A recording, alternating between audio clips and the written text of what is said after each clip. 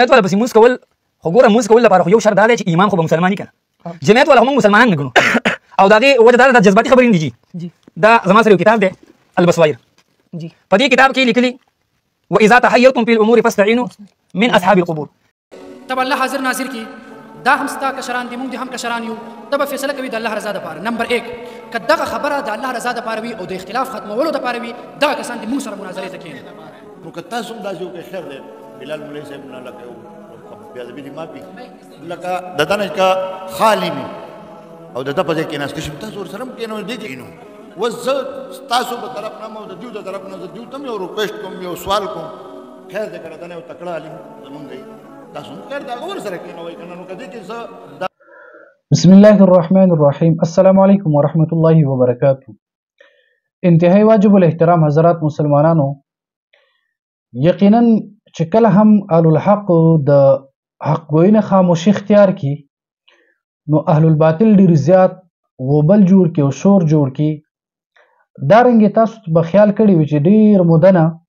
د سوشل میډیا په دغه پاڼه باندې موږ د اختلافي مسائل د بیانولو نه پرهیز او اجتناب کړی لیکن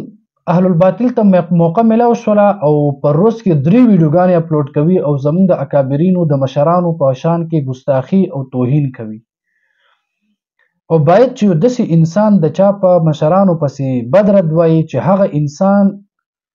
د یو چا تر مخامخ شي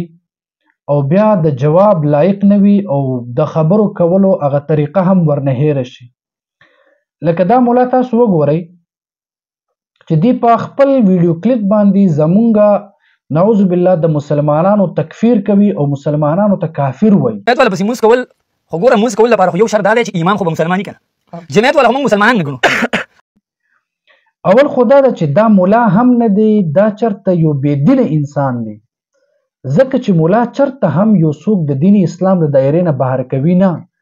بلکې که چا کې غلطي وي هغه بهترین طریقې سره د هغه غلطي اصلاح کولو کوشش کوي که یو چا مونځ غلط هم وي دغه مولا ورته د مونځ نه د زړه نه ماتوي مونځ نه هغه انسان منع کوي نه بلکې د هغه مونځ طریقه سیده کولو کوشش به کوي دا مولا وي او دغه کس تاسو وګورئ بار بار په کلیپونو کې وایي د دوی ایمان نشته مونځونه نه قبلېږي فلا فلا خبرې کوي 2-3 کاله مخکې دلته یو خبرې وضاحت به وکړم ملګري وایي د اختلافات تاسو آخر ولې چیړئ او د اختلافات کولو څه مقصد ده نو موږ چرته هم اقدام نه کوو بلکې موږ دفاع کوو څوک داسې نشي ثابتولی چې موږ د چا په مشر پسې بد رد ویلی یو چا عقیده موږ ټارګېټ کړې وي یا یو چا باندې موږ فتوه لګولې نه بلکې کله هم یو انسان زموږ د مشرانو په شان کې ګستاخي وکړي زموږ د مشرانو بېادبي وکړي خصوصا د مفتی اعظم پاکستان مفتی محمد فرید نور الله مرقده او خصوصا امام الاولیاء شیخ حمدالله جان ډاګې باباجي نور الله مرقده په شان کې ګستاخي وکړي دا موږ څنګه برداشت کړو لکه مخکې دغه مولا تاسو ویډیو به کتلی وي دی په خپل دغه علاقه کې یو شور و غوبل جوړ کړله زموږ د یو مولوي صاحب محترم په باره کې چې دا مشرک دی دا بدعتي دی په دې بسې منځونه نه کېږي چا منځونه کړي خپل دغه منځونه واپس وګرځوئ او نن سبا عوام هم تاسو ته ښه پته ده دا غوبل او شور جوړول اختلافات ډېر خوښوي نو هلته ډېر زیات لانجه جوړه شوله لانجه جوړه شوله زمونږ هغه مولوي صاحب محترم ته کسانو وویله چې بای دې درته مشرک وایي ته ورته جواب ولې نه ورکې نو زمونږ دیوبندي ملګري خو بس ډېر د تقوا نه ډک وي نو هغې ویل چې زه اختلافات جوړول نه غواړم هلته پنجپریانو به وایي چې دی حقیقت کې دا مشرک دی ځکه زمونږ مخامخ نه کېږي بیا هغه مولوي صاحب محترم موږ ته ویل موږ هلته سوات ته پسې لاړو نو په هغه میدان کې دغه مولا زمونږ سره د کېناستو نه عاجز شو او بیا د مټې نه یو مولا راوستو زموږ سره یې مخامخ کېنو چې کله موږ بحث وکړله هغه مولا هم په میدان کې د تېښتې لاره اختیار کړله او هغه ځای نه هغه وتښتېدو باقي ته زما سره مناظره کې ټیک شوه زما تا ته چیلنج دی ټیک شوه مناظره به کوو انشاءالله راشه مټې ته زه د دې ځای سړی نه یم راشه منګلور ته راشه مټې ته دوباره از سره نه تعیین د موضوع به وکړو دعوا ټیک شوه تعیین د موضوع به وکړو تعیین د مناظرینو خو وشو زه زما ستا مناظره ده ټیک شوه تعیین د وخت به وکړو خبره باندې بسم الله الرحمن الرحیم دغه مولوي صاحب وایي ته وایي زه د مټې یم او ته مټې ته راشه هلته به مناظره وکړو نو الحمدلله همیشه موږ علماء دیوبند ته چې ستاسو کورونو ته درغلي یو انشاءالله بیا به ستاسو کورونو ته ته د مټې ته به درځم ستا بیټک ته به درځم او انشاءالله هلته به درسره بحث کوم تا وی موضوع ته مقرر کا زی ته مقرر کا زی ستا بیٹک شو د امن ذمہداری راکا او بیا دویمه خبره حیات النبی موضوع ستا خوښوي که یا مسله د عذاب القبر ستا خوښوي که مسله د سماع الموتى ستا خوښوي او که داسې کوم مسله ستا خوښوي چې ته بحث کولی شې زه 24 ګنټې تیار یم ستاسو کور ته درځم دغه مولوي صاحب چیلنج قبول دی مولوي صاحب که چېرته دې که چېرته لږ هم درکړي بیا هم درته وایم غیرت ایماني طاقت قوت درکړي وي تا مټه ځې وښودله مټې ته درځمه مټې زما هم قبوله ده ستاسو بیټک ته درځمه هلته خبر در سره کوم بیا د غاجس ویډیو به هم تاسو وګورئ چې غاجس په خپل هم چې په خپل هغه کسانو ته وایي چې تاسو دې باندې د کفر او د شرک فتوی لګوله نو اوس تاسو دې سره بحث وکړئ چې آیا د کافر څوک دی مشرک څوک دی او په ناحقه څوک دی لیکن هغې جرأت ونه کړله بیا هغه ځای والا کم ملک صاحب چې هغې ورته وویله چې بهی که تاسو دومره جرأت نشئ کولی خپل یو بل یو غټ ملا ورته مخې ته کېنوئ چې هغه ورته جواب وکړي بیادبی دی معافی لکه د ده نه که خالی مې او د ده په ځای کېناستی شم تاسو ورسره هم کېنو دې کېنو اوس زه ستاسو په طرف نه او د دیو د طرف نه زه دیو ته هم یو ریکویسټ کوم یو سوال کوم خیر دی که راته نه یو تکړه عالم زمونږ دی تاسو هم خیر دی هغه ورسره کېنوئ که نه نو که دې کې زه لپاره وي دغه کسان د موږ سره مناظرې ته کښېني او د دې طرف نه که دا کس کښېني دې دنیا کې هر یو انسان راولي زموږ اعتراض نشته په دغه مسجد په محرابونو په منبرونو باندې تاسو چغې وایئ فلانکې مشرک او بدعتي او داسې اوس دغه ویډیو کلیپ کې دغه ظالم په دې کتاب باندې اعتراض کوي دا البصایر د حمدالله جان ډاګي باباجي صاحب رحمه الله دا زما سره یو کتاب دی البصایر په دې کتاب کې لیکلي واذا تحيرتم في الامور فاستعينوا من اصحاب القبور په دې کې دا عبارت دی اذا تحيرتم في الامور فاستعينوا من اهل القبور دغه شان عبارات پیش کوي